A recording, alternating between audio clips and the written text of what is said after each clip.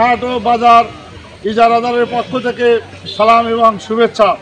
সম্মানিত ভাইয়েরা, আপনারা ইতিমধ্যেই অবগত হয়েছেন, গত 4/7/2025 তারিখে আমাদের বোনারপাড়া বাজারে কলেজ রোড সংলগ্ন বাবা লোকনাথ জুয়েলার্সে দিবাগত রাত্রে একটি দুর্ধর্ষ চুরি বা ডাকাতি সংঘটিত হয়। যেই চুরির মাধ্যমে ওই দোকানের স্বর্ণ অলঙ্কার সহ নগদ টাকা সহ ওই দোকানের সিন্দুকটি চুরি হয়ে যায়।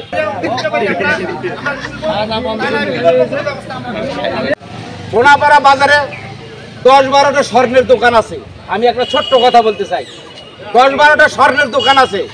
তার মধ্যে যেখানে চুরিটা সংঘটিত হয়েছে ওখানে পাশাপাশি 3টা দোকান ছিল।